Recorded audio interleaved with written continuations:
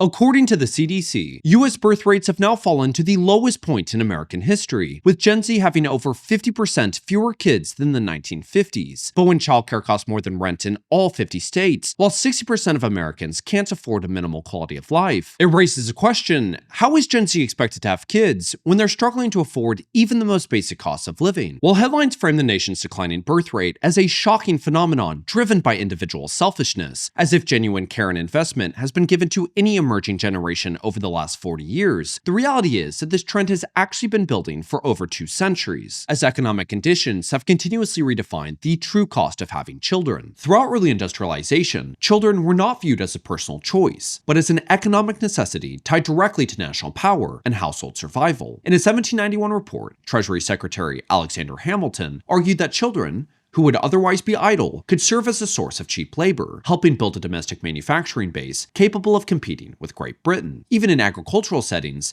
children predominantly functioned as economic assets, as they provided the necessary physical labor, while also serving as informal childcare for younger siblings. We can see this ideology was also replicated in Europe, with historians studying proto-industrial France, discovering that multiple sources of household income, combined with the fact that children became profitable at an early age, encouraged marriage and large families across both towns and rural areas, as industries not only sustained larger populations, but actively incentivized families to have more children as a means of surviving on minimal wages. Even throughout the Gilded Age, with overall birth rates being cut practically in half through rapid urbanization, the underlying incentive for working-class families remained unchanged. An analysis of Philadelphia households found that children contributed between 28 and 33% of total income in native-born two-parent families. For Irish and German households, those figures rose as high as 46 and 35%, forcing both parents and children to be largely opposed to child labor reforms, not because they supported exploitation, but because they were financially dependent. However, unlike the working-class households who were consistently fighting just to keep their heads above water, middle and upper-class families had the luxury to prioritize the long-term outcomes of their children. According to the study, Fertility Decline in the United States, by 1930, women married to men in professional and managerial occupations had 18% fewer children than those married to farmers, as larger families were increasingly viewed as an economic liability, as having fewer children allowed families to afford a better quality of life, often in the form of an improved education, and sometimes even a college education, all in hopes to position them for upward mobility in an increasingly stratified society. Suggesting real birth rate decline did not start with selfishness. It began when children stopped being seen as economic assets. And as we are once again seeing wealth inequality widen dramatically, we're unfortunately beginning to see elements of this dynamic reemerge. Between 2019 and 2023, the Department of Labor reported an 88% increase in overall child labor violations, alongside a 31% rise in children employed in hazardous conditions, predominantly among lower income and migrant households. But for the majority of young people today, they're doing exactly what they were raised on. If you can't afford to have kids, don't have them. One of the most important aspects of being able to not only financially provide for oneself, but for a family, is having a job. According to Revelio Labs, the average new hire was 42 years old in 2025.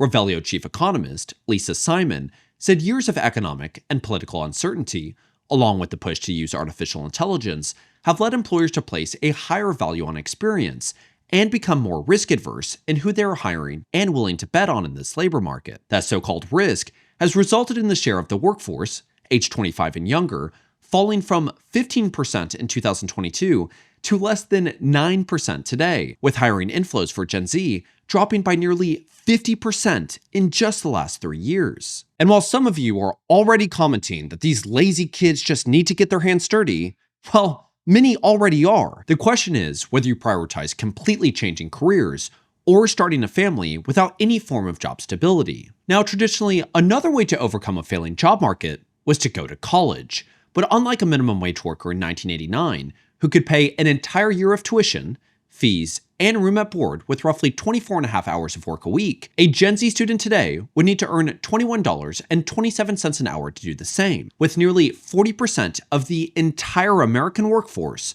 earning less than $22 an hour. And while Gen Z is on track to become the most educated generation in history, the outcome has been higher unemployment than those without degrees, alongside increasing displacement, whether from the 37% of employers who say they would rather hire AI than a college graduate, or from large-scale H-1B replacement. And when we compare Gen Z paying an average of $526 a month in student loans to the average childcare cost sitting at around $1,100 a month, or a monthly increase of $600 when adjusted for inflation compared to a parent in 1985, we once again run into the same question. Does Gen Z prioritize paying off student loans or starting a family, all without any form of job stability? And while there are certainly those who have managed to find or create stable income, they are still running into rising healthcare costs, historic housing prices, and growing economic uncertainty, all compounded by a dollar that is now worth roughly 86% less than what baby boomers entered adulthood with. So when the median Gen Z income is sitting around $50,000,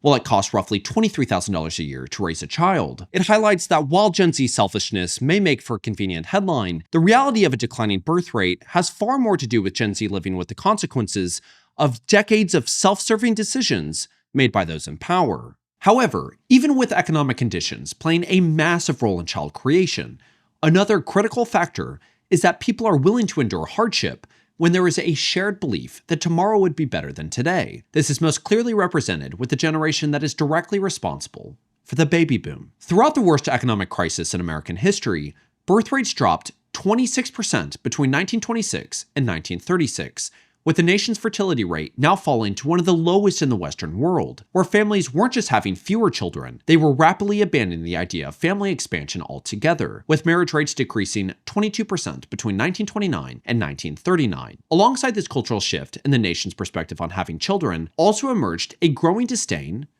of capitalism. Journalist John Chamberlain, who would later become a central figure in shaping 20th century American libertarianism, warned that the crisis was reshaping an entire generation's political and economic identity. Chamberlain feared that the prolonged stagnation was creating a resentful generation, writing, "Young people have no memory of a good economy with plentiful opportunities.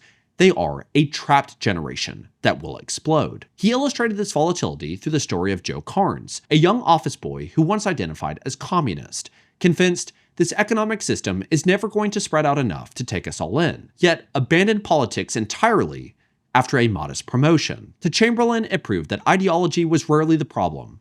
Opportunity was, and without vocational training, night schools, domestic investment, and real job pipelines, he argued, education is a weak bulwark for democracy if democracy can't deliver the goods in the form of jobs, a future, or just plain hope, almost perfectly mirroring the reality that young Americans face today. However, by the late 1930s, New Deal programs like the Civilian Conservation Corps and the Works Progress Administration provided jobs for millions of young men, with federal investment in public infrastructure resulting in the construction of over 40,000 new schools, libraries, and hospitals between 1933 and 1939. And even though the actual cost of raising children had not substantially decreased, nor had the Depression massively improved, this renewed sense of optimism and societal investment, alongside the rise of American mass media introducing characters like Superman, offered the nation's youth a sense of hope that a better tomorrow was always possible, resulting in both fertility and marriage rates beginning to rise by the end of the decade, with some historians and demographers even stating that the baby boom originally began prior to the war, proving that despite economic hardship, even a fragile sense of optimism is enough for families to begin planning for the future. And when you combine genuine domestic investment and immense post-war optimism alongside economic stability, such as low-interest home loans, increased wages, pensions, employer-covered childcare services, and health insurance, well, America's youth turned to family formation, where between 1946 and 1964, over 76 million babies were born, creating what we now call the baby boom, signaling that while governments across the world are doing everything they can to encourage Gen Z to have kids, the reality is that the internet has brought young people together all over the world. And if Gen Z collectively views the future as an AI dystopian reality filled with immense wealth inequality, working till death, a lack of any ownership, climate concerns, wars continuously on the horizon, domestic unrest, endless amounts of covered up filth from our leaders, and a lack of any actual signs of real investment into the youth, then it once again poses a question.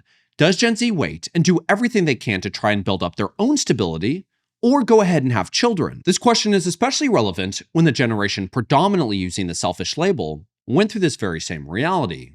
As Cold War anxiety mounted, the 1980s saw a surge in research papers from psychologists and psychiatrists calling for intervention, warning that entire generations were growing up with a sense of helplessness, with the Department of Psychology at Harvard University stating this fear of nuclear annihilation fostered a sense of having no future, an anxiety that persisted into adulthood, influencing personal decisions like delaying marriage and creating a future generation. In England, the School of Humanities and Social Sciences described a similar trend, writing, "The threat of nuclear war involves an overwhelming threat to the individual's future, that he or she will have no future, that there is no point in planning for marriage, children, or a career." And as the FDA approved the first oral contraceptive in 1960, for a generation coming of age amidst rising divorce rates, growing disillusionment, a cultural rejection of traditional societal norms, and the dismantling of the nuclear family, having children became deliberate and intentional, particularly as more young Americans began to question whether the future would be more prosperous than the past. And for the Gen X viewers out there, this is a reason why your generation is so small. So when you have researchers at the University of Sydney pointing to a growing Gen Z mental health crisis driven by economic insecurity and social instability, Gen Z in South Korea referring to the country as Hell Joseon, a hellish, hopeless society, Gen Z in China calling themselves rat people, a way to describe burnout, high unemployment, and disillusionment with the rat race, Gen Z across Europe effectively facing the same struggles of a failing job market being blamed on laziness and entitlement, while in Canada, despite Gen Z saving more than any previous generation, they have effectively given up on home ownership. If the powers that be genuinely cared about a potential population collapse, then they must stop having these pointless discussions of selfishness and redirect attention to real change. And to just prove the impact of shared struggles all across the world, I'm 26 years old and I live in Austin, Texas. Because of this channel, I receive emails from people my age all over the world, from Brazil to Russia, telling me that while my content is American focused, they are still experiencing similar issues.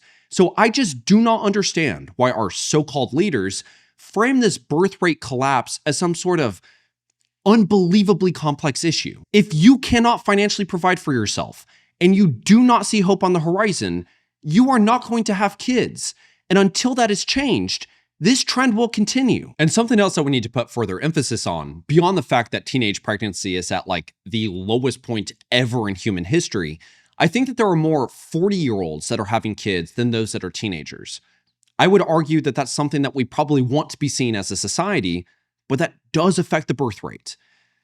Beyond that, what I am finding is a lot of these individuals, whether it's on the internet or social media or in the news, so-called experts, are spending all of their time focusing on the birth rate collapse as if it's solely responsible for modern dating culture or the selfishness or the laziness, or people just want to go out and travel on vacation, or a lot of these other things.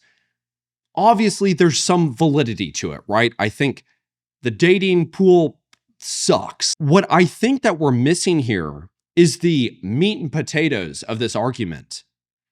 The economy is not working, at least for the average person. I think it's probably working for whoever it's intended to work for, but not the average person, not the majority of individuals. And I gotta say, when is anybody gonna say that the way that society is functioning and that the direction that we're heading is not a great one?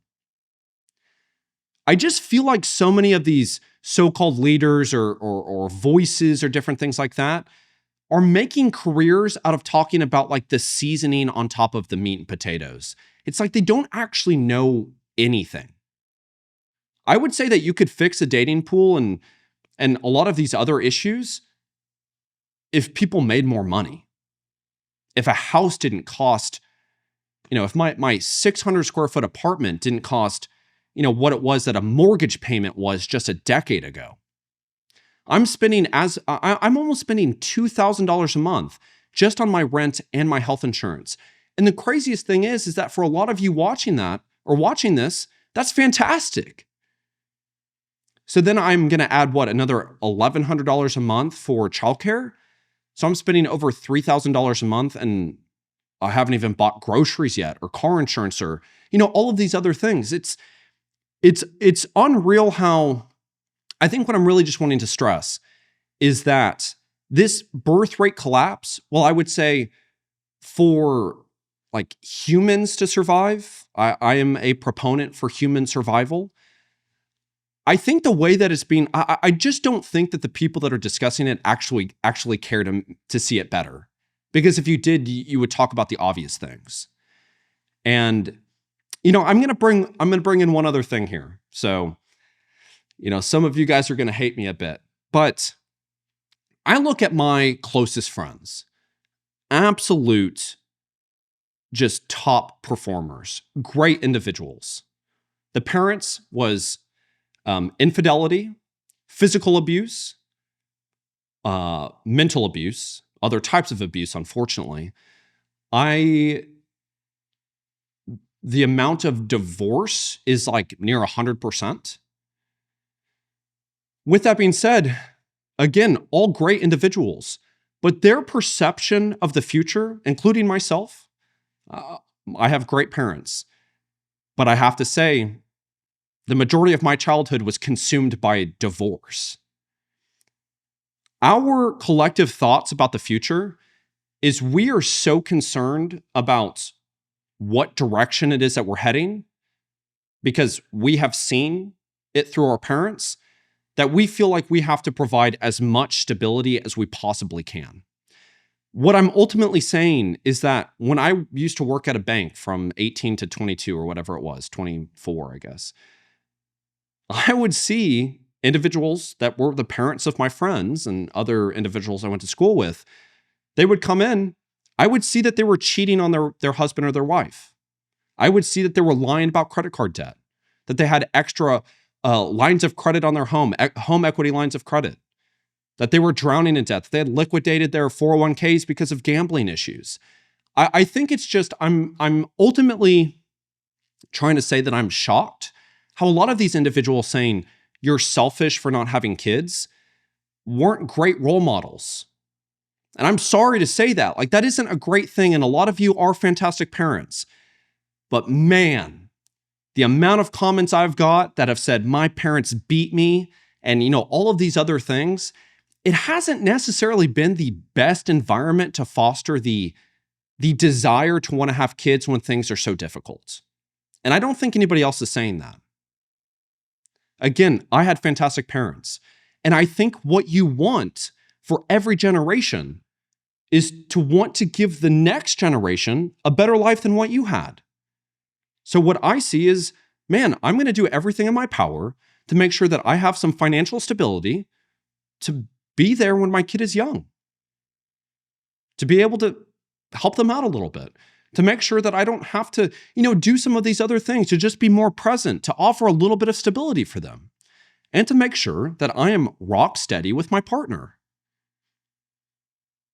I just think that we're shying away from the important conversations. And I'm going to say it because some of you might be, questioning everything that I'm saying, is that I want to have kids. I've said it many times in my videos. The only thing that I really want, my main goal, is to be a father. It has been the driving force of everything that I've done. I've worked at least 2 jobs, the majority 3 jobs since I was 18. And it was solely because I wanted to create a stability, I wanted to create a foundation to be able to be a father at some point. I'm now working 60, 65 hours a week on this channel, trying to do everything I can to make whatever change I can, because at some point I know I'm going to try to be a dad. And when that happens, I won't be able to balance both. I won't be able to be somebody that is really trying to make a difference and to be a real present father. And to me, being a present father is important, but I have to do this other thing first. And if you want to call that selfishness, which I've actually been called selfish, I don't know. I think that you might need to get your priorities set. So again, I'm doing everything that I can, and I'm really doing my best to provide stability. But it's a very difficult time to do so. And we have to start having these conversations. And, I know a lot of you out there aren't maybe, thinking, oh yeah, you're selfish for not having kids. But man, that is a prevailing thought process out there. And I almost just want to offer like a rebuttal back of, then why did you make it seem like it was so damaging to your life being a parent? Again, this isn't directed towards my parents, but man, that is something I've seen a lot of, and it's really frustrating. I wish that I could have talked about other things In this video, I feel like I'm having to do so much damage control of societal narratives because we're just not having the right conversation. I don't know. It feels like that's what this is all designed for. It's not to actually address anything, not to pursue any way forward. It's just to keep wasting our time. So I don't know. I think it's really frustrating. But again, I hope this was able to provide some value. I just really want to see us go in a better direction. I'm actively trying to plant the seeds so my kids and my grandkids and my great-grandkids can benefit the shade from the tree. And previous generations, why didn't you do that? Why are you so focused on my selfishness that you didn't plant more trees? I think we got to start asking that question. But anyway, I hope this was able to provide some value to you. Thank you all so much for your support. Make sure you hit the like and the subscribe. It greatly helps me be able to get the message out there to the people that want to see this. I'm actively trying to make a change, and I'm doing my best. I'm doing the best that I can to be able to make sure that happens. Anyway, until next time, bye-bye.